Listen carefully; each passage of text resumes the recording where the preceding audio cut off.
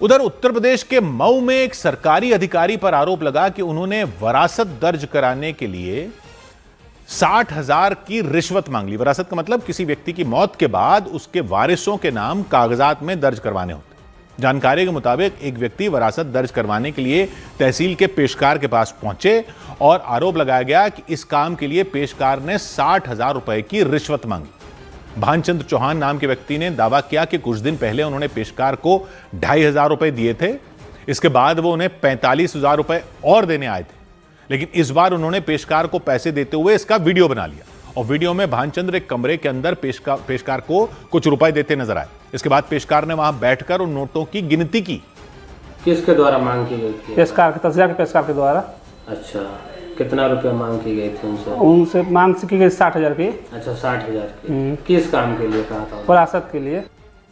इस मामले के सामने आने के बाद आरोपी सरकारी अधिकारी के खिलाफ कड़ी कार्रवाई किए जाने की मांग की गई।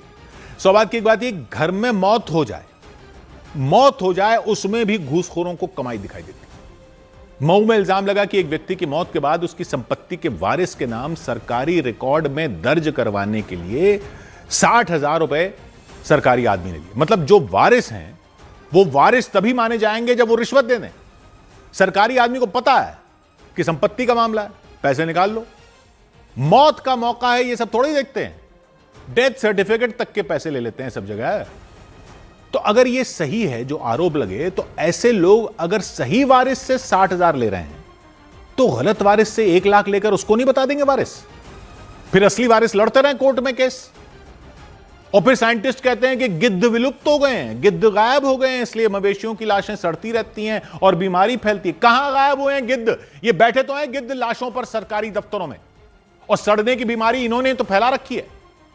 पता नहीं किस मुंह से ये वाले पैसे लेकर ये अपने घर जाते हैं। 100 बात की एक बात। इधर दिल्ली के पास यूपी के ग्रेटर नोएडा वेस्ट में कुट्टू के आटे से बना खाना खाने से 20 से ज्यादा लोग बीमार हो गए।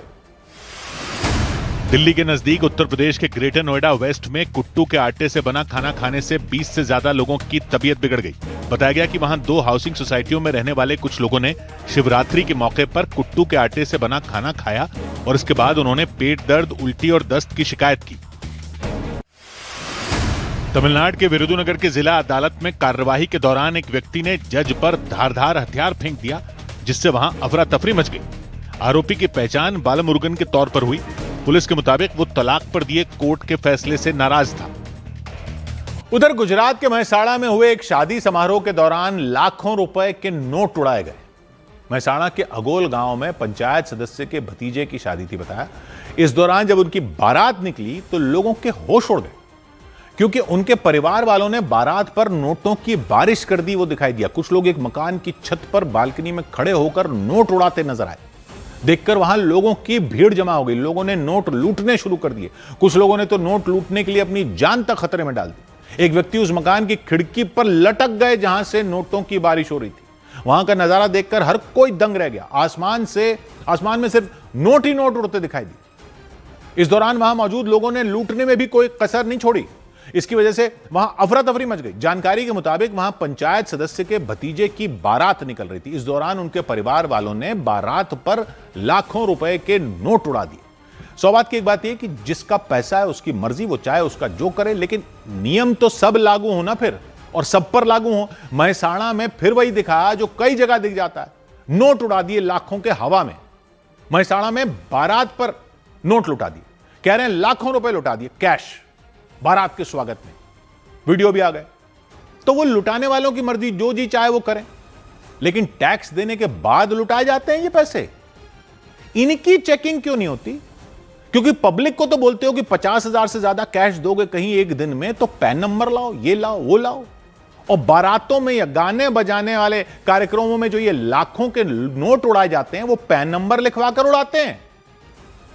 हालांकि अब तो नियम भी बदलकर कैश की लिमिट एक दिन में 50,000 से बढ़ाकर एक साल में 10 लाख करने की तैयारी है, लेकिन अभी तो 50,000 की लिमिट है ना।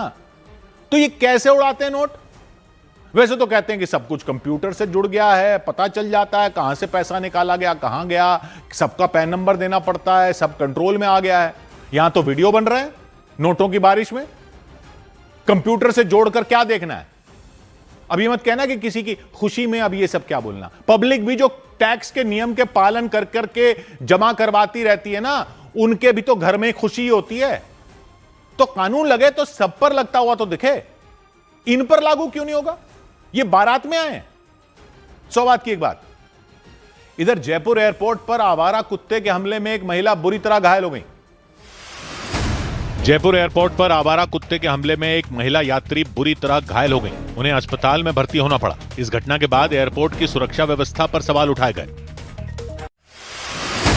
मध्य प्रदेश के ग्वालियर में बीच सड़क पर एक आवारा कुत्ते की बेरहमी से पीट पीट कर हत्या करने का मामला सामने आया। वहां एक व्यक्ति ने सड़क किनारे बैठे उस कुत्ते पर ताबड़तोड़ लाठियां बरसा दी। काफी देर तक हुई पिटाई की वजह से उसकी जान चली गई।